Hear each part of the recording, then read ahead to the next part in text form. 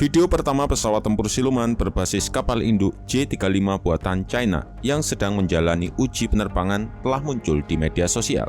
Ini menunjukkan perkembangan pesat dari pesawat tersebut dan kemajuan Angkatan Laut Tentara Pembebasan Rakyat atau PLAN dalam memperoleh kemampuan operasional kapal induknya secara lengkap. Dalam video tanggal 25 Agustus tersebut, memang tidak terlalu jelas, tapi kita bisa melihat J-35 bermesin ganda dengan skema jet abu-abu dengan posisi roda pendaratan yang diturunkan, di mana sepertinya pesawat tersebut akan mendarat. Dikembangkan oleh Shenyang Aircraft Corporation, J-35 adalah pesawat tempur siluman kedua China setelah J-20. Bedanya, J-35 sengaja dirancang untuk beroperasi dari kapal induk. Pesawat tempur berbasis kapal induk milik China lainnya adalah J-15, yang mana ini adalah jet tempur yang lebih besar dan lebih berat yang dianggap sebagai jet tempur superioritas udara utama PLAN. Tetapi jet tempur tersebut bukan pesawat siluman layaknya J-35. Namun, karena J-35 relatif ringan dan lebih kecil, mungkin ia akan menjalankan peran utama untuk perlindungan udara armada kapal induk dan dukungan untuk J-15 dari pesawat tempur musuh. Sementara J-15 melakukan misi anti kapal dan serangan darat. China sendiri kini memiliki dua kapal induk yang beroperasi, yaitu Liaoning dan Shandong. Sedangkan kapal ketiga, yaitu Fujian, telah diluncurkan dan sedang dipersiapkan untuk uji coba. Jika nantinya J-35 telah digunakan, maka ia akan berada di kelas yang sama dengan F-35B Amerika.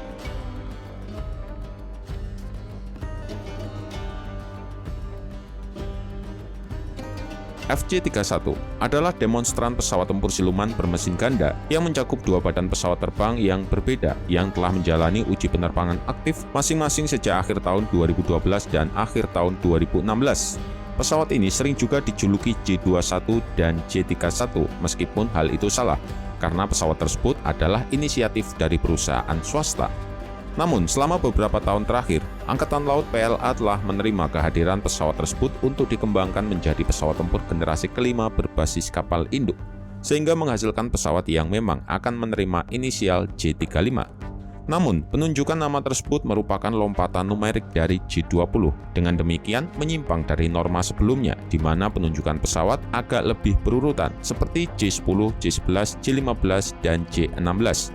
Tapi tampaknya nama tersebut juga cukup menarik, karena memiliki nomor yang sama dengan F-35 Amerika. Pada pertengahan hingga akhir tahun 2010-an, rumor seputar kebutuhan Angkatan Laut PLA untuk pesawat siluman berbasis kapal induk mulai bermunculan. Ada dua kandidat utama yang diunggulkan, yaitu turunan versi kapal induk dari J-20 milik Chengdu atau FJ-31 milik Shenyang.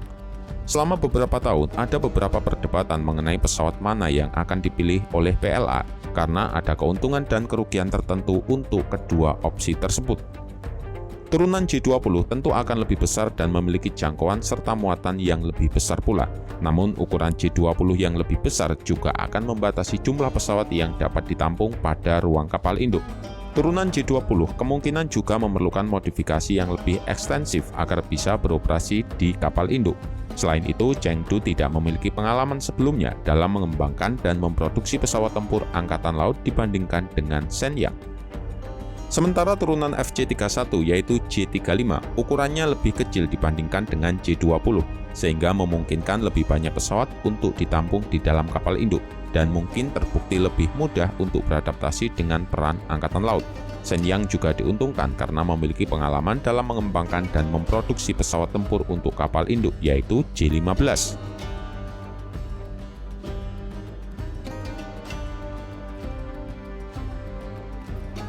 Pengembangan penuh FJ-31 menjadi J-35 berpeluang untuk menjadi pesawat tempur berbasis darat.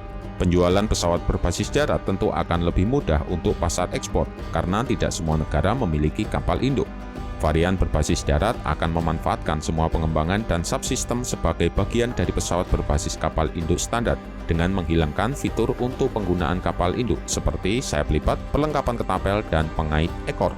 Modifikasi seperti itu tidak hanya akan mengurangi bobot pesawat, tapi juga menghasilkan sedikit peningkatan kinerja. Apalagi modifikasi dari laut ke darat tidak akan serumit daripada sebaliknya. Dengan banyaknya fitur yang dikurangi, bisa jadi harga yang ditawarkan juga akan lebih murah, sehingga J35 bisa menjadi opsi bagi negara yang ingin memiliki jet tempur generasi kelima, namun tidak bisa mendapatkannya dari Amerika maupun Rusia. Pelanggan potensial yang paling mungkin untuk membeli J35 adalah Angkatan Udara Pakistan. Namun Pakistan saat ini juga secara aktif mengembangkan pesawat generasi kelimanya sendiri, tapi tidak diketahui jelas dan masih diragukan tentang keberhasilannya. J35 berbasis darat juga dapat membuat tawaran yang menarik bagi Angkatan Udara PLA sebagai pesawat tempur generasi kelima berbobot menengah untuk melengkapi peran J20 yang lebih besar. Dan jika memang diupayakan, mungkin pesawat akan siap diproduksi dalam beberapa tahun setelahnya.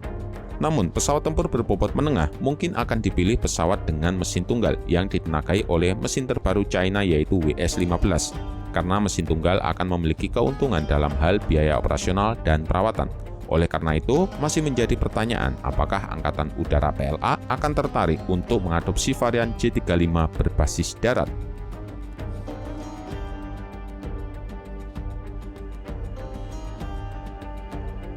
Angkatan Laut Tentara Pembebasan Rakyat atau PLAN dan Angkatan Udara Tentara Pembebasan Rakyat atau PLAAF sebelumnya pernah menolak J35 buatan Shenyang Aircraft Corporation. Namun proyek tersebut diyakini akan digunakan seiring dengan meningkatnya ketegangan dengan Amerika di Pasifik Barat untuk menghadapi F-35.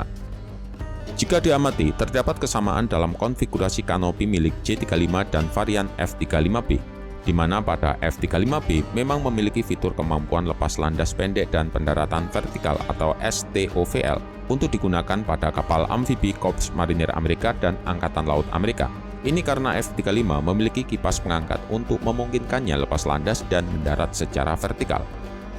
Namun J35 bukanlah pesawat STOVL. Hal ini juga menimbulkan pertanyaan, kapal induk mana yang akan dijadikan J35 tempat beroperasi? Karena kapal induk terbaru China yaitu Fujian memiliki sistem peluncuran elektromagnetik atau EMALS yang memungkinkan peluncuran pesawat yang lebih berat dengan muatan penuh.